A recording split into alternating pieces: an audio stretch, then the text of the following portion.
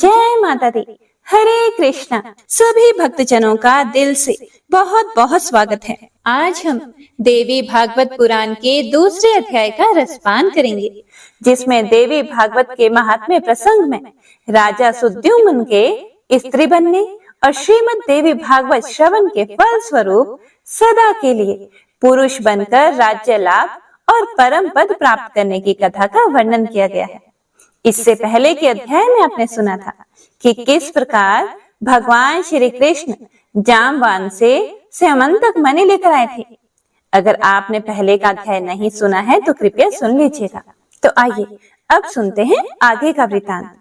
श्री सूची महाराज कहते हैं कि हे मुनिवरों, अब दूसरा इतिहास भी सुनो, जिसमें इस देवी भागवत का महात्म्य कहा गया है। एक समय की बात है, मुनिवर अगस्त्य जी, जिनकी पत्नी लोपामुद्रा है, स्वामी कार्तिकेय जी के पास गए और वंदना करके उनसे अनेक कथाएं पूछी। कार्तिकेय जी ने तीर्थ व्रत और दान के महात्म्य में से संबंध रखने वाली बहुत सी कथाएं उन्हें सुनाई। वे काशी, मणिकर्णिका, गंगा आदि तीर्थों का महात्म्य विशुद्ध रूप से वर्णन कर गए। इन कथाओं को सुनकर मुनिवर अगस्त्य जी को बड़ी प्रसन्नता हुई। जगत के कल्याण के लिए परम तेजस्वी कार्तिकेय जी से उन्होंने फिर से पूछा। अगस्त्य जी बोले, तारकासुर का संहार करने वाले हे भगवान, आप सर्वशक्ति संपन्न हैं।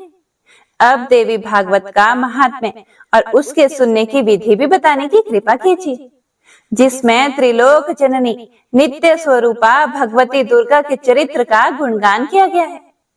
उस देवी भागवत नामक पुराण से बढ़कर दूसरा कोई पुराण नहीं है। स्वामी कार्तिकेय जी ने कहा, हे ब्राह्मण, श्रीमद देवी भागवत के महात्म्य को विस्तार पूर्वक भला कौन कह सकता है। फिर भी मैं संक्षिप्त से कहता हूँ, इसे सुनो। जो नित्य स्वरूपा है, सचिदानंदमय जिनका श्री विग्रह है तथा भुक्ति मुक्ति देना जिनका स्वभाव ही है, वे भगवती जगदम्बिका देवी भागवत में स्वयं विराजमान रहती हैं। इसीलिए हे मुने, इसे देवी की वांग्मय मूर्ति कहते हैं। इसके पढ़ने और सुनने से जगत के कोई भी पदार्थ दुर्लभ नहीं रह जाते। सुना है विवस्वान मनु के पुत्र श्राद्ध देव थे, उन्हें कोई संतान नहीं थी। वशिष्ठ जी की सम्मति से उन्होंने पुत्र प्राप्ति के लिए यज्ञ किया। विवस्वान मनु की पत्नी का नाम श्रद्धा था। श्रद्धा ने होता से प्रार्थना की कि हे ब्राह्मण, आप ऐसा उपाय कीजिए कि मेरे गर्भ से कन्या उत्पन्न हो। तब होता अर्थात ब्राह्मण देवता ने कहा, मन ही मन कन्या उत्पन्न हो। ऐसा संकल्प करके वे हवन करने लगे। इसके विपरीत भावना के फल स्वरूप ईला नाम की कन्या उन्हें उत्पन्न हुई। राजा विवस्वान उस कन्या को देखकर उदास हो गए। तब उन्होंने गुरुदेव से पूछा कि यहाँ आपका संकल्प उल्टा फल देने वाला कैसे हो गया। राजा की बात सुनकर मुनिवर वशिष्ठ ध्यानस्थ हो गए। फिर उन्हें मालूम हुआ कि होता इस व्यक्ति क्रम के कारण है। तब ईला को पुरुष बनाने के लिए मुनि ने भगवान श्री हरि की शरण ली। मुनि के तप और भगवान के अनुग्रह से वह ईला सबके देखते ही देखते पुरुष रूप में परिणत हो गई। उस समय गुरुदेव ने संस्कार करके ईला का नाम सुद्युम्न रखा। वे मनुपुत्र सुद्युम्न ऐसे प्रकांड विद्वान हुए मानो विद्या के ही इतिहास सागर हो। कुछ समय के बाद जब सुद्युम्न युवा हुए, तब वे घोड़े पर चढ़कर शिकार खेलने के लिए जंगल में चले गए। किसी समय की बात है, भगवान शंकर अपनी प्राण प्रिया पार्वती जी के साथ प्रसन्नता पूर्वक विहार कर रहे थे। उसी समय उनके दर्शनों की अभिलाषा से मुनिगण वहां पधारे। मुनियों को देखकर पार्वती जी लज्जित हो गई। संयमशील मुनियों ने देखा भगवान शंकर और पार्वती जी हास विलास कर रहे हैं। तभी वे तुरंत लौटकर वैकुंठ लोक को चले गए। फिर भी अपनी प्रेयसी पत्नी पार्वती जी को प्रसन्न रखने की इच्छा से भगवान शंकर ने यह श्राप दे दिया कि आज से जो भी पुरुष इस वन में प्रवेश करेगा, उसकी आकृति स्त्री बन जाएगी। उसी समय से पुरुष उस स्थान पर नहीं जाते। सुद्युम्न वहां पर अनजाने में सहसा ही चले गए और जाते ही उनकी आकृति अर्थात उनका शरीर स्त्री का हो गया। उनके साथ के सभी लोग भी स्त्री बन गए। जो घोड़ा था वह भी घोड़ी के रूप में बदल गया। यह देखकर उस सुंदरी स्त्री को बड़ा आश्चर्य हुआ। अब वह वन में इधर उधर घूमने लगी। एक समय की बात है कि वह स्त्री बुद्ध के आश्रम के सनिकट पहुंच गई। उसे देखकर बुद्ध के मन में विकार उत्पन्न हो गया। उसे पाने की इच्छा जाग उठी और वह स्त्री भी सोमनंदन बुद्ध को पति बनाने की इच्छा प्रकट करने लगी। तब वह स्त्री बुद्ध के साथ हास विलास करती हुई उन्हीं के आश्रम में रहने लगी। कुछ समय बीतने पर बुद्ध ने उस स्त्री के गर्भ से पुरुरवा को उत्पन्न किया। बुद्ध के आश्रम में रहते हुए उसे वर्षों बीत गए। एक दिन उसे अपना पहला वृतांत याद आ गया। याद आते ही उसके मन में दुख की छटा छा गई। फिर तो वह वहां से निकली और तुरंत ही गुरुदेव वशिष्ठ के आश्रम में चली गई। उन्हें प्रणाम करके अपना सारा समाचार कह सुनाया और पुनः पुरुष होने की इच्छा प्रकट करती हुई उनकी शरणागत हो गई। सारी बातें विदित होने पर वशिष्ठ जी कैलाश पर्वत पर गए।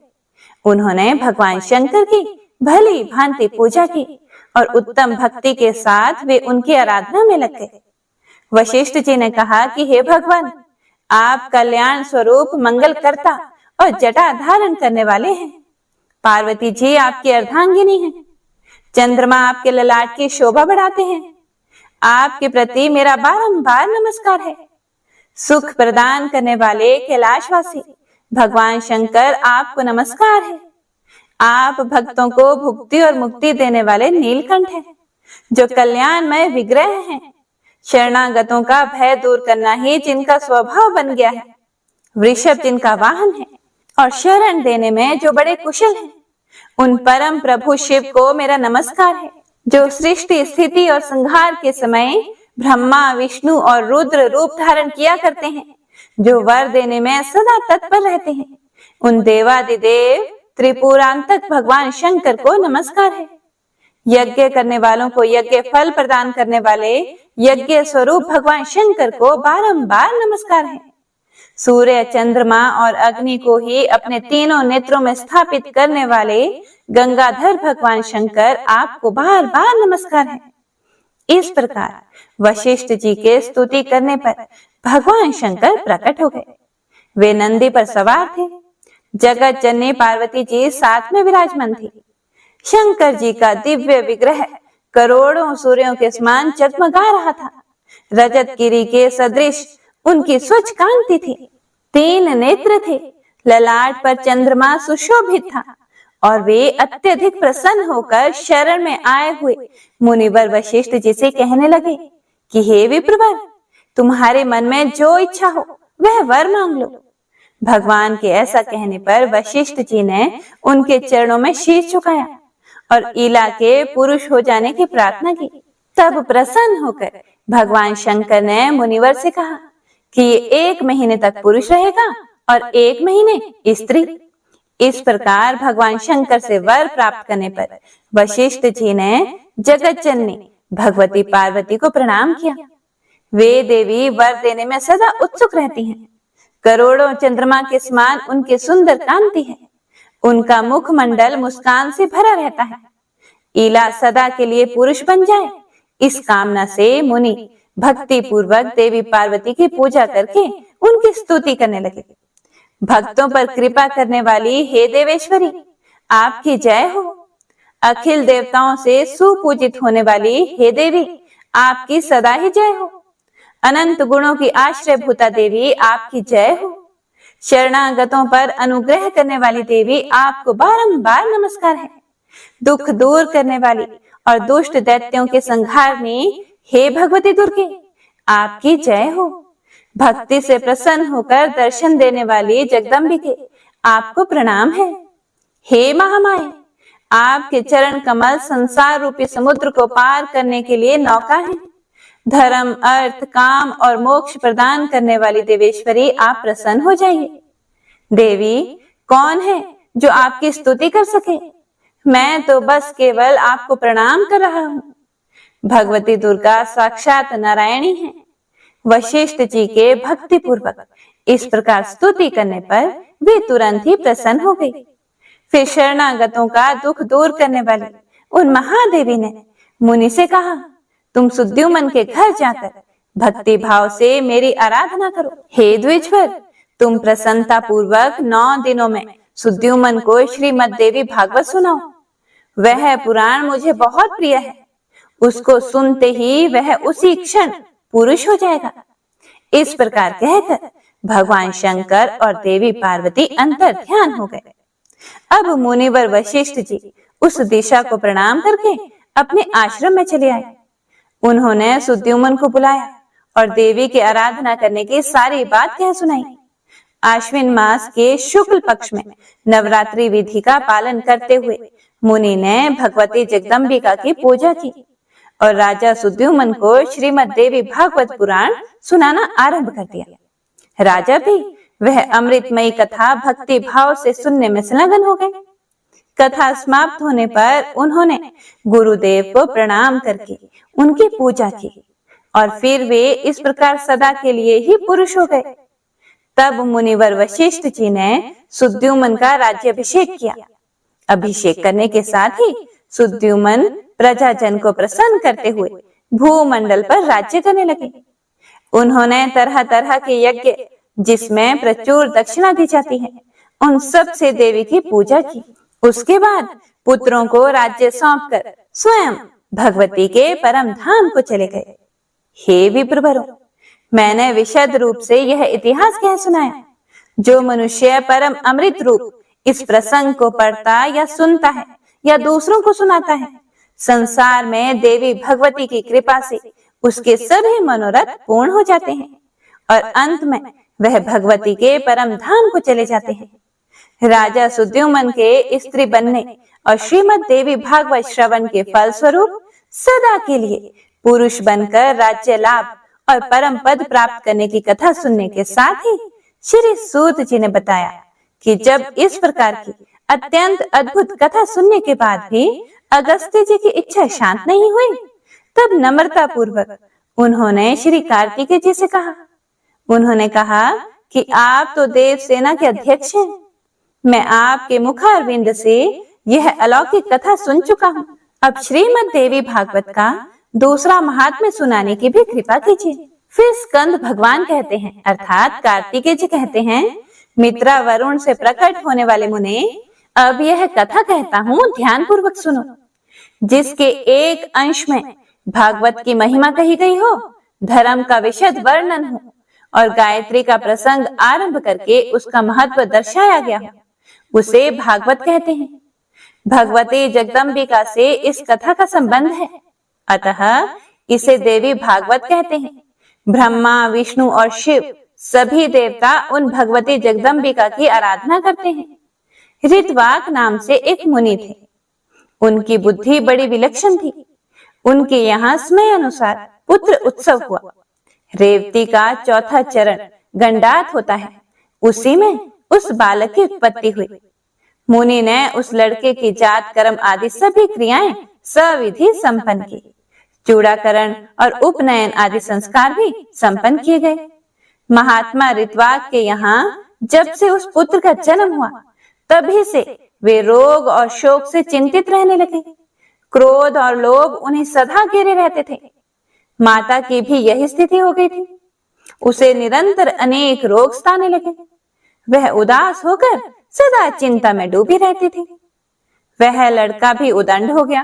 तब मुनि अत्यंत चिंतित होकर सोचने लगे, ऐसा कौन सा कारण है जिससे यह मेरा पुत्र महान दुष्ट हो गया। उस समय उस लड़के ने किसी मुनि स्त्री को हठपूर्वक छीन लिया था।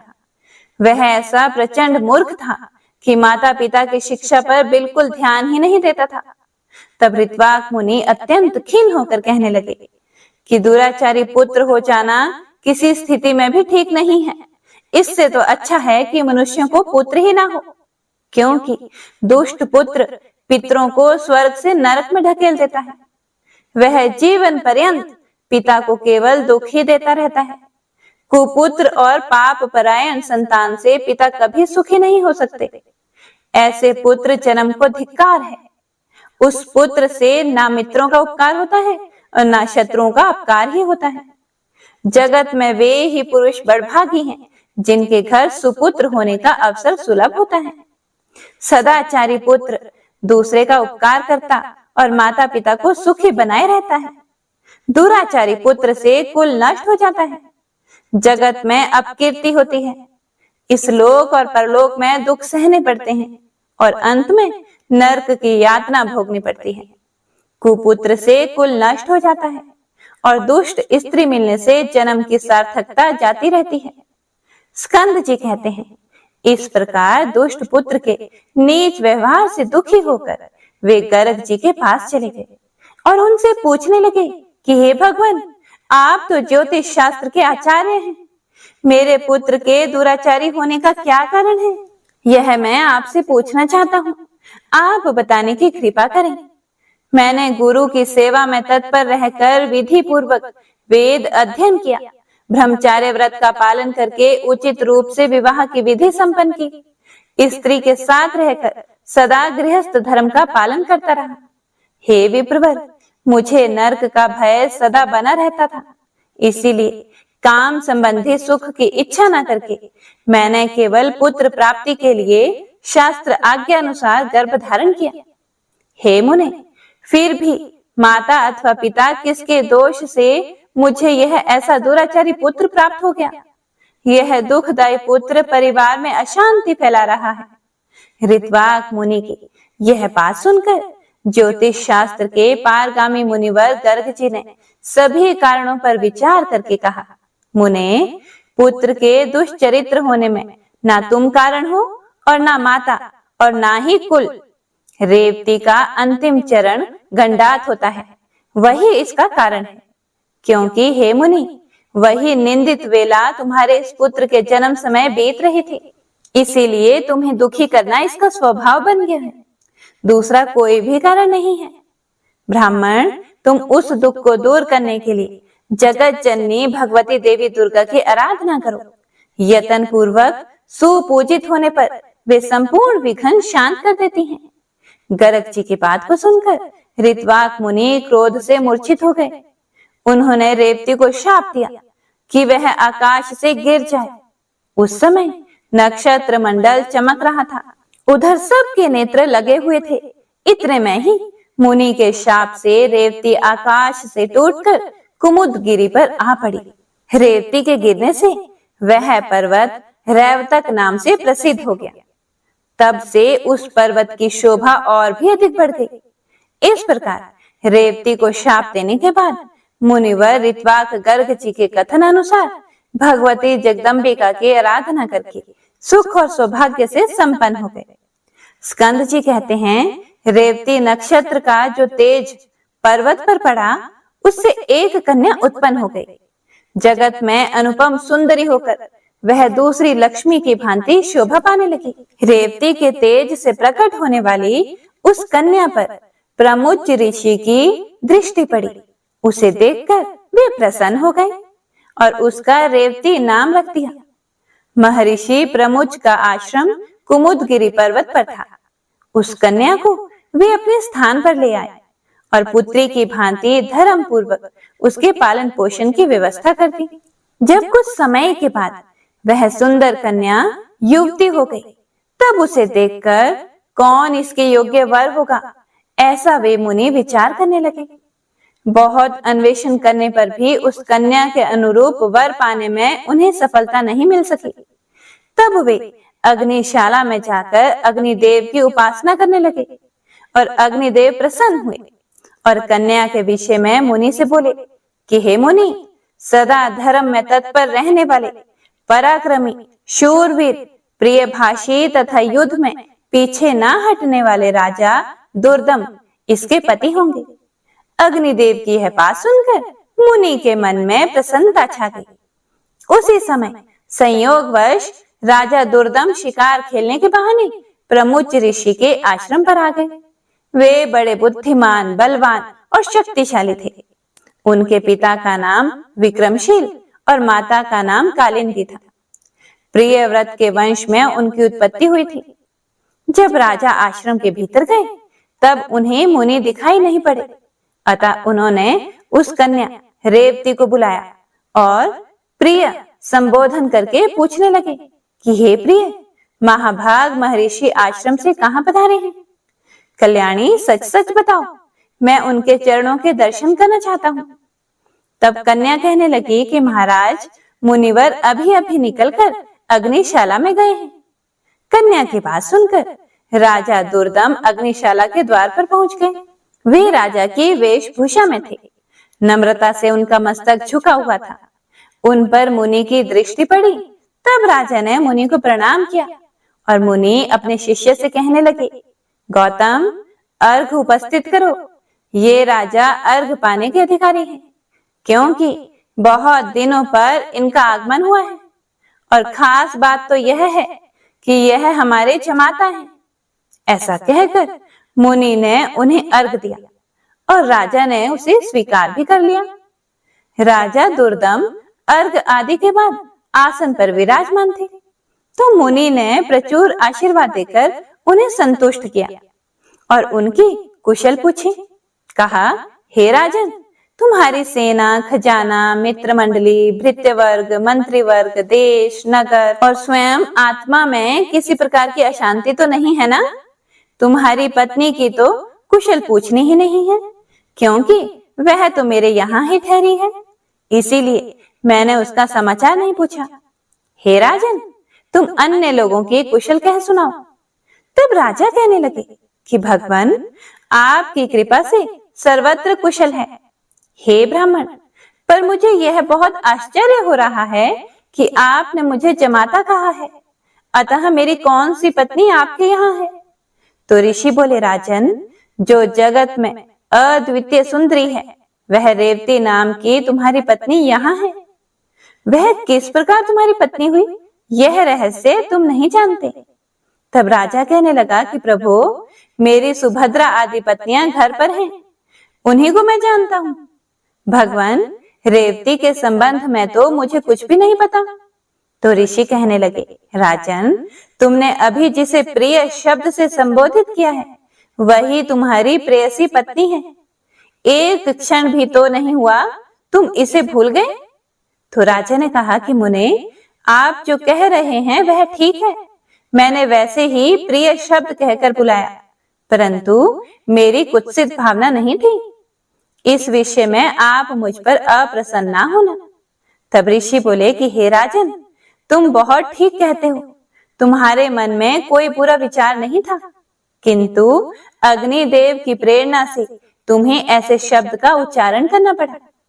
इस कन्या के पति कौन होंगे, यह बात अभी मैंने अग्निदेव से पूछी थी। उन्होंने कहा है, राजा दुर्दम इस कन्या के स्वामी होंगे, इसे कोई टाल नहीं सकता। इसीलिए हे राजन, मैं यह कन्या तुम्हारी सेवा में समर्पण करता हूँ, इसे स्वीकार करो। तुमने उसे प्रिय शब्द से जो संबोधित किया था, उस विषय में तो कुछ विचार ही नहीं करना चाहिए। मुनि की यह बात सुनकर राजा चुप हो गए। अब मुनि उनके विवाह की विधि संपन्न करने की व्यवस्था करने लगे। पाणी ग्रहण संस्कार करने के यत्न में संलग्न मुनि को देखकर उनसे कन्या ने कहा कि पिताजी, उचित तो यह है कि आप मेरा विवाह रेवती नक्षत्र में ही करने की कृपा करें। तो ऋषि बोले, वत्से, अनेकों वैवाहिक नक्षत्र हैं, फिर रेवती ही क्यों? उसी में क्यों विवाह करें? रेवती तो इस समय नक्षत्र मंडल में ही नहीं है। तो कन्या ने कहा, रेवती से अलग नक्षत्र में मेरा विवाह संस्कार समुचित नहीं होगा, अतः मैं आपसे प्रार्थना करती हूँ कि इस नक्षत्र में ही मेरा विवाहिक क्रिया संपन्न करने की कृपा करें। फिर ऋषि बोले, पूर्व समय की बात है, ऋत्वाक मुनि ने रेवती को नक्षत्र मंडल से नीचे गिरा दिया था, अब वहां उसका स्थान है ही नहीं।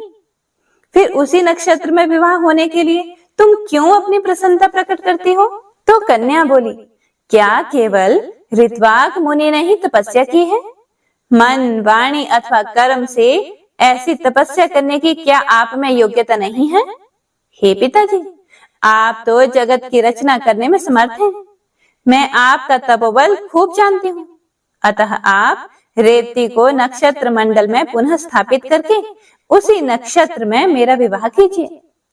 फिर ऋषि बोले, तुम्हारा कल्याण हो, तुम जैसा कहती हो वैसा ही होगा।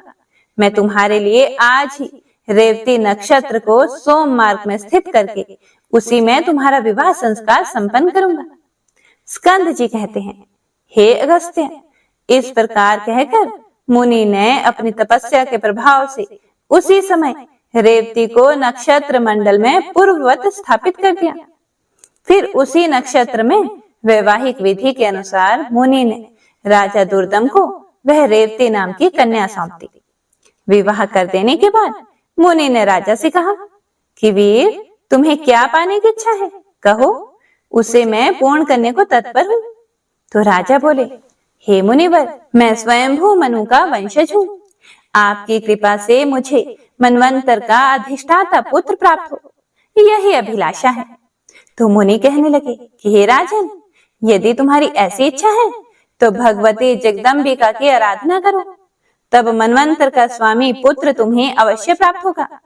श्रीमद् देवी भागवत 5वां पुराण है, उसकी 5 आवृत्तियां श्रवण करने से तुम अपने मन के अनुसार पुत्र प्राप्त कर लोगे। इस रेवती के गर्भ से 5वां रैवत नामक मनु होगा। उसे वेद की पूर्ण जानकारी रहेगी, शास्त्र के सभी रहस्य उसे ज्ञात रहेंगे, धर्म में उसकी निष्ठा रहेगी और वह युद्ध में कभी पराजित ना हो सकेगा। मुनि के ऐसा कहने पर राजा ने उनके चरणों में मस्तक झुकाया और पत्नी को साथ लेकर वे अपने नगर को चले गए और पिता पितामह की राजगद्दी पर बैठकर उन्होंने शासन आरंभ कर दिया। राजा दुर्दम बड़े बुद्धिमान और धर्मात्मा थे। वह उसी प्रकार प्रजा की रक्षा करते रहे जैसे औरस पुत्र की जाती है। एक समय की बात है, महात्मा लोमस जी राजभवन पर पधारे। राजा ने प्रणाम करके उनका स्वागत सत्कार किया और हाथ जोड़कर उनसे कहने लगे कि हे मुनि, आप तो सर्वसमर्थ हैं, मुझे पुत्र पाने की इच्छा है, अतः आप श्रीमद् देवी भागवत नामक पुराण सुनाने की कृपा कीजिए। राजा की बात को सुनकर लोमस जी को बड़ा आनंद हुआ। वे कहने लगे कि हे राजन, तुम तो धन्य हो, तभी तो त्रिलोक जननी भगवती दुर्गा में तुम्हारी ऐसी भक्ति जागृत हो गई है। जो भगवती जगदम्बिका देवता, दानव और मनुष्यों की परम आराध्या है, उनमें जब तुम्हारी भक्ति हो गई है तब फिर तुम्हारा कार्य सिद्ध होने में क्या संदेह है। अतः हे राजन, मैं तुम्हें श्रीमद् देवी भागवत पुराण अवश्य सुनाऊंगा। उसके श्रवण मात्र से कोई भी पदार्थ पाने को शेष नहीं रहता। ब्राह्मण ऐसा कहकर लोमस जी ने शुभ मुहूर्त में कथा आरंभ कर दी। राजा दुर्दम सपत्नी बैठकर विधि पूर्वक कथा की 5 आवृत्तियां सुनते रहे।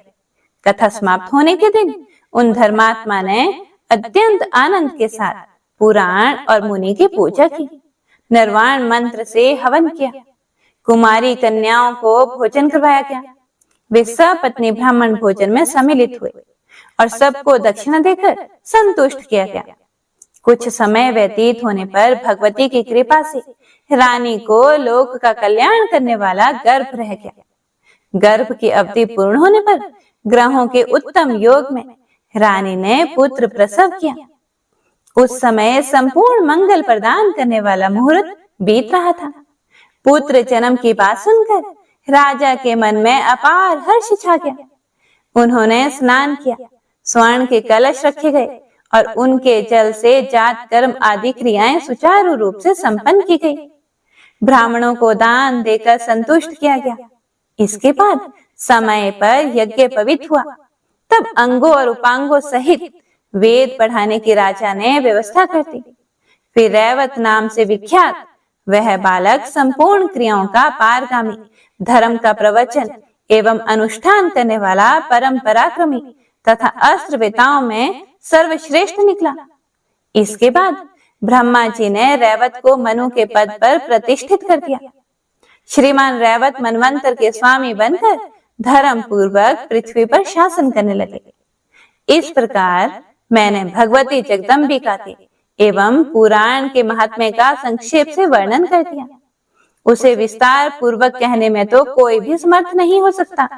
श्री सूत जी कहते हैं, अगस्त्य जी ने श्रीमद् देवी भागवत के महात्म्य एवं विधि सुनने के बाद स्वामी कार्तिकेय जी की पूजा की और पुनः अपने आश्रम को लौट आए। ब्राह्मणों, तुम लोगों के समक्ष देवी भागवत के महात्म्य का वर्णन मैं कर चुका। भक्ति पूर्वक इसे पढ़ने और सुनने वाला पुरुष जगत में भोगों को भोग कर अंत में भव बंधन से मुक्त हो जाता है। ऋषिगण बोले, महाभाग सूत जी, अब देवी भागवत के उत्तम महात्म्य को सुन चुके, अब हम पुराण श्रवण की विधि सुनना चाहते हैं। सूत जी कहते हैं, हे मुनिगणों, विद्वान पुरुष को चाहिए कि सर्वप्रथम ज्योतिषी को बुलाकर उससे मुहूर्त पूछे। ज्येष्ठ मास से लेकर 6 महीने पुराण श्रवण के लिए उत्तम है। हस्त, अश्विनी, मूल, पुष्य रोहिणी, श्रवण एवं मृगशिरा तथा अनुराधा नक्षत्र, पुण्य तिथियां और शुभ ग्रहवार इसमें कथा आरंभ करने से उत्तम फल प्राप्त होता है। जिस नक्षत्र में बृहस्पति हो उससे चंद्रमा तक गिनने पर क्रमशः फल ऐसा समझना चाहिए: 4 तक धर्म प्राप्ति, फिर 4 तक लक्ष्मी प्राप्ति, इसके बाद 1 नक्षत्र कथा में सिद्धि देने वाला, फिर 5 नक्षत्र सुख कर, बाद में 6 नक्षत्र पीड़ा देने वाले, इसके बाद 4 नक्षत्र राज भय उपस्थित करने वाले, इसके बाद 3 नक्षत्र ज्ञान प्राप्ति में सहायक होते हैं।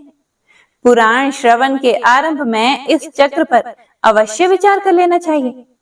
यह भगवान शंकर का कथन है अथवा भगवती जगदम्बिका को प्रसन्न करने के लिए 4 नवरात्रों में इसका श्रवण करना चाहिए। इसके सिवा अन्य महीने में भी इसे सुना जा सकता है, परंतु तब भी तिथि, नक्षत्र और दिन के संबंध में विचार करना परम आवश्यक है।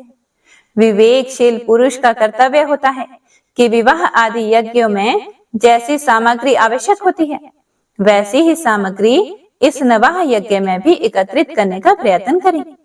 पाखंड तथा लोभ से रहित अनेकों सहायक विद्वान रहने चाहिए। भगवती जगदम्बिका में भक्ति रखने वाले 4 अन्य पुरुष कथावाचक के अतिरिक्त बैठकर पाठ करें। प्रत्येक दिशा में ऐसा समाचार भेजना चाहिए कि आप लोग यहाँ अवश्य पधारें। श्रीमद् देवी भागवत की कथा आरंभ हो रही है। सूर्य, गणेश, शिव, शक्ति अथवा विष्णु, किन्हीं भी देवताओं में भक्ति रखने वाले क्यों न हो, वे सभी इस कथा श्रवण के अधिकारी हैं, क्योंकि सभी देवता भगवती आद्या शक्ति की उपासना तो करते ही हैं। श्रीमद् देवी भागवत की कथा अमृतमय है। इसमें अटूट प्रेम रखने वाले सज्जन इस रस को पीने की उत्कट इच्छा से यहाँ अवश्य पधारने की कृपा करें। ब्राह्मण आदि चारों वर्ण स्त्रियां, आश्रमवासी, चाहे सकाम हो या निष्काम, सभी इस कथा रूपी अमृत का पान करने के अधिकारी हैं। यदि 9 दिनों तक कथा सुनने का अवकाश ना मिले तो इस पुण्यमय यज्ञ में यथा अवसर कुछ समय के लिए तो अवश्य ही आना चाहिए। बहुत ही नम्रता के साथ जन समाज में निमंत्रण भेजना चाहिए। आए हुए सज्जनों को ठहराने के लिए समुचित स्थान का प्रबंध करें। धरती को झाड़ बुहार कर कथा का स्थान सजाएं। वहां की भूमि विस्तृत को उसे गोबर से लेप देना चाहिए और वहां सुंदर मंडप बनाएं। केले के खंबे लगाएं, ऊपर चांदनी लगा दी जाए। ध्वजा और पताकाओं से मंडप की सजावट होनी चाहिए। कथावाचक के लिए दिव्य आसन लगाएं। उस आसन पर सुखप्रद बिछौना होना चाहिए। यत्न पूर्वक ऐसा आसन बनाएं कि वक्ता पूर्व अथवा उत्तर की ओर मुख करके कथा बांध सके। कथा सुनने के लिए स्त्री पुरुष सभी आएं और उनके लिए समुचित आसनों की व्यवस्था हो।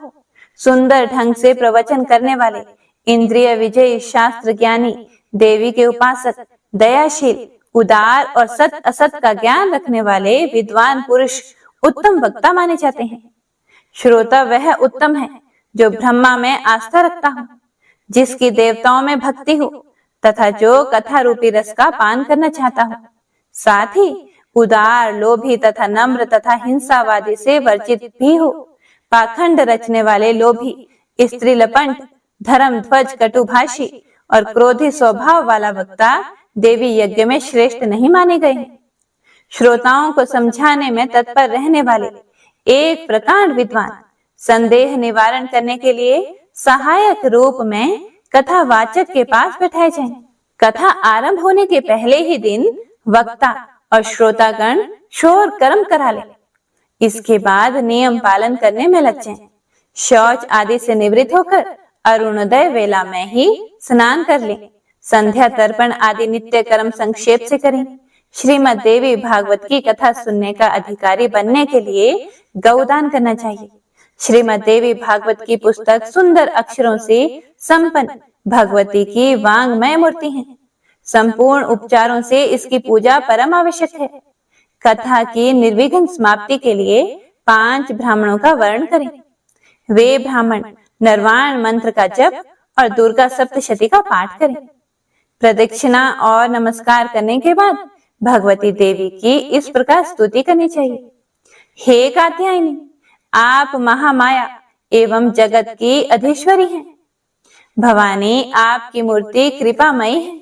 मैं संसार रूपी सागर में डूब रहा हूँ, मेरा उद्धार कीजिए। ब्रह्मा, विष्णु एवं शिव से सुपूजित होने वाली जगदम्बिके, आप मुझ पर प्रसन्न हो। देवी, मैं आपको नमस्कार करता हूँ, मुझे अभिलक्षित वर देने की कृपा करें। इस प्रकार प्रार्थना करने के बाद मन को एकाग्र करके कथा सुने। व्यास स्वरूप मानकर सम्माहित मन से कथावाचक की पूजा करें। माला, अलंकार एवं वस्त्र आदि से स्वागत करके व्यास देव की इस प्रकार प्रार्थना करें। हे भगवान, आप व्यास स्वरूप हैं। संपूर्ण शास्त्रों एवं इतिहासों का रहस्य आपको विदित है। मैं आपको नमस्कार करता हूँ।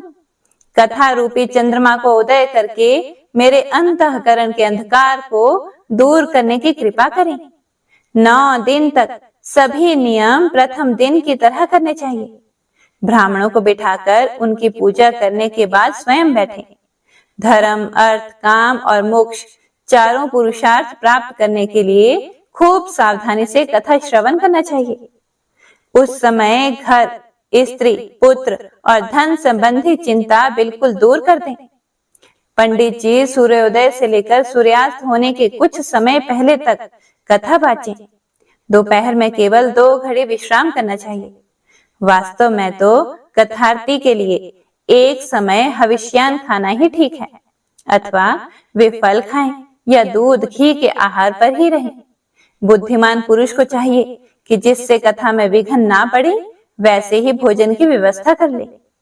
हे द्विजवरों, अब कथा श्रवण में निष्ठा रखने वालों के नियम बताता हूँ।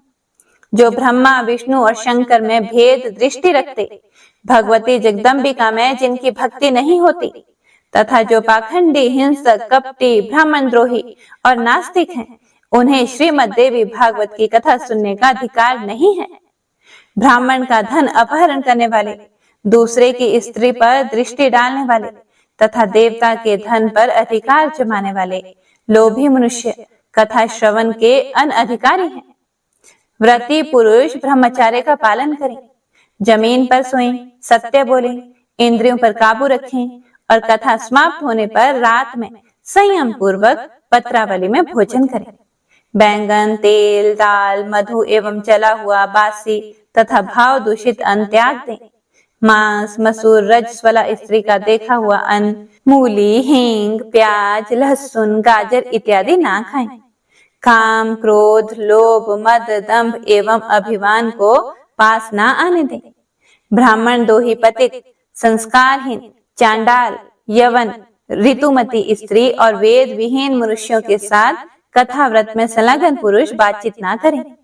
वेद, गौ, ब्राह्मण, गुरु, स्त्री, राजा, महान पुरुष, देवता और देवता के भक्त, इनकी निंदा कान से भी ना सुने। जो कथा व्रती पुरुष हैं, उन्हें चाहिए कि सदा नम्र रहें, निष्कपट व्यवहार करें, पवित्रता रखें, दयालु बने, थोड़ा बोलें और मन ही मन उदारता प्रकट करते रहें। श्वेत कुष्ठी, क्षय रोग वाला, पापी, दरिद्र, भाग्यहीन और संतानहीन जन भी भक्ति पूर्वक इस कथा को सुन सकते हैं। जो स्त्री वंध्या है, भाग्यहीना है तथा जिसे एक संतान के बाद पुनः संतान नहीं हुई हो, अथवा जिसके बच्चे मर जाते या गर्भ में ही गिर जाते हों, यह स्त्रियां श्रीमद् देवी भागवत की कथा सुने। जो पुरुष बिना परिश्रम ही धर्म, अर्थ, काम और मोक्ष पाने की अभिलाषा रखता है, वह यत्न पूर्वक श्रीमद् देवी भागवत की कथा सुने। कथा के ये 9 दिन 9 यज्ञों के समान हैं। इनमें किया हुआ दान, हवन, जप अनंत फल देने वाला होता है।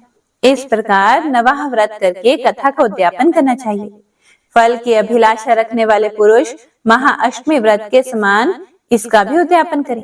निष्काम पुरुष कथा श्रवण मात्र से ही पवित्र होकर आवागमन से रहित हो जाते हैं, क्योंकि निज जनों को भोग और मोक्ष प्रदान कर देना भगवती जगदम्बिका का स्वभाव ही है। पुस्तक और कथा वाचक की प्रतिदिन पूजा करनी चाहिए। वक्ता के दिए हुए प्रसाद को भक्ति पूर्वक स्वीकार कर लें। जो पुरुष प्रतिदिन कुंवारी कन्याओं की पूजा करते हैं, उन्हें भोजन कराता और प्रार्थना करता है तथा साथ ही सुवासिनी स्त्रियों और ब्राह्मणों को भी भोजन कराता है, उसकी कार्य सिद्धि में कुछ भी संदेह नहीं रहता। और कथा समाप्ति के दिन संपूर्ण त्रुटियों की शांति के निमित्त गायत्री सहस्त्र नाम अथवा विष्णु सहस्त्र नाम का पाठ करना चाहिए, जिनके स्मरण और नाम उच्चारण से तप, यज्ञ एवं क्रियाओं में न्यूनता नहीं रह जाती। उन भगवान विष्णु का कीर्तन अवश्य करना चाहिए। समाप्ति के दिन दुर्गा सप्तशती मंत्रों से या देवी भागवत के मूल पाठ से अथवा निर्वाण मंत्र से हवन करने का विधान है, अथवा गायत्री मंत्र का उच्चारण करके घी सहित खीर का हवन करना चाहिए, क्योंकि इस श्रीमद् देवी भागवत को गायत्री का स्वरूप ही कहा गया है। वस्त्र, भूषण और धन से कथावाचक को संतुष्ट करना चाहिए। कथावाचक के प्रसन्न हो जाने पर संपूर्ण देवताओं की प्रसन्नता उपलब्ध हो जाती है। भक्ति पूर्वक ब्राह्मणों को भोजन कराकर उन्हें दक्षिणा से संतुष्ट करें, क्योंकि ब्राह्मण पृथ्वी पर देवता के स्वरूप हैं। उनके प्रसन्न होने पर अपनी अभिलाषा पूर्ण हो जाती है। देवी में भक्ति रखने वाला पुरुष सुहागिन स्त्रियों को और कुंवारी कन्याओं को भोजन कराए और उन्हें दक्षिणा देकर अपने कार्य की सिद्धि होने के लिए उनसे प्रार्थना करे।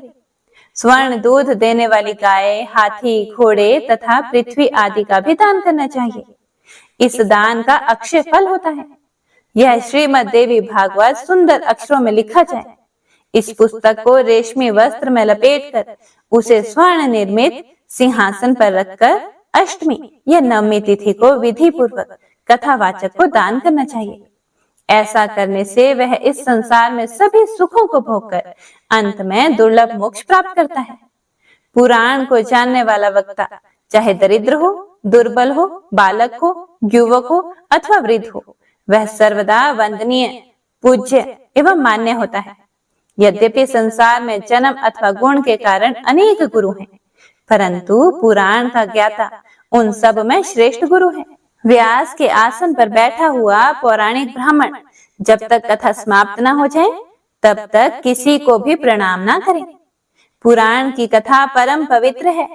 जो इसे उपेक्षा बुद्धि से सुनते हैं उन्हें फल तो मिलता ही नहीं, उल्टे दुख और दरिद्र भोगने पड़ते हैं। पुराण के जानने वाले पुरुष को आसन, पात्र, द्रव्य, फल, वस्त्र और कंबल देने वाले बड़भागी जन भगवत धाम के अधिकारी होते हैं। जो मनुष्य पुस्तक को रेशमी वस्त्र और सुंदर सूत्र का दान करते हैं, उन पुरुषों को अनेक सुख भोगने का अवसर मिलता है। यदि कोई पुरुष जिस किसी प्रकार से भी देवी भागवत की 9 आवृत्तियां सुन चुका हो, उसके फल का कहां तक वर्णन किया जाए। वह तो जीवन मुक्त ही हो जाता है। राजा से शत्रुता हो जाए, हैजा आदि महामारी का प्रकोप हो, अकाल पड़ जाए अथवा राष्ट्र विप्लव हो, तो इन सब के भय की शांति के लिए यह देवी भागवत सुनना चाहिए। हे द्विजगणों, भूत प्रेत संबंधी बाधा शांत करने, शत्रु से राज्य पाने और पुत्रोत्सव होने के लिए इस देवी भागवत का श्रवण आवश्यक है। श्रीमद् देवी भागवत के आधे श्लोक अथवा आधे पाद का भी श्रवण पठन करने वाला पुरुष परम पद का अधिकारी हो जाता है। स्वयं भगवती जगदम्बिका के श्री मुख से आधा श्लोक ही निकला। इसके बाद शिष्य परंपरा से उसी का इतना विस्तृत देवी भागवत तैयार हो गया। गायत्री से बढ़कर ना कोई धर्म है, ना तपस्या है, ना देवता है और ना भजने योग्य ही है। गायत्री शरीर की रक्षा करती है, अतः इसे गायत्री कहते हैं। वही गायत्री इस देवी भागवत में अपने रहस्यों सहित विद्यमान है। यह देवी भागवत पुराण जगदम्बिका को प्रसन्न करने का अचूक साधन है। श्रीमद् देवी भागवत परम पावन पुराण है। ब्राह्मणों का यह एकमात्र धन है। नारायण स्वरूप धर्म नंदन युधिष्ठिर ने इसी में धर्म की पर्याप्त व्याख्या की है। गायत्री का रहस्य, निवास, भूत, भगवती के मणि द्वीप का वर्णन एवं स्वयं भगवती द्वारा हिमालय से कही गई गीता का वर्णन भी इसी में है, जिनके संपूर्ण प्रभाव को महान देवता गण भी नहीं जान पाते। उन भगवती जगदम्बिका के चरणों में निरंतर प्रणाम है, जिनके चरण कमलों की धूलि के प्रभाव से ब्रह्मा जी इस जगत की सृष्टि करते, विष्णु जी पालन करते और रुद्र संहार करने में सफल होते हैं। उन भगवती जगदम्बिका के चरणों में निरंतर प्रणाम है। मणि द्वीप पर भगवती जगदम्बिका का भव्य भवन विराजमान है। यह भवन चिंतामणि आदि रत्नों से बना है। अमृत से भरे कूप और दिव्य वृक्ष भी शोभा बढ़ाते हैं।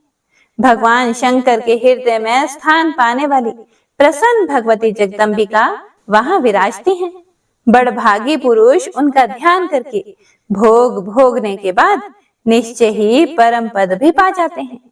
ब्रह्मा, विष्णु, शंकर एवं इंद्र आदि देवता जिनकी उपासना करते हैं, वे मणि द्वीप की अधिष्ठात्री देवी भगवती जगदम्बिका जगत का कल्याण करे। जय माता दी। आज की महात्म्य कथा यही समाप्त होती है। इससे आगे का वर्णन आप कल के अध्याय में सुनेंगे। तो मिलते हैं अगली वीडियो के साथ। तब तक के लिए हरे कृष्णा।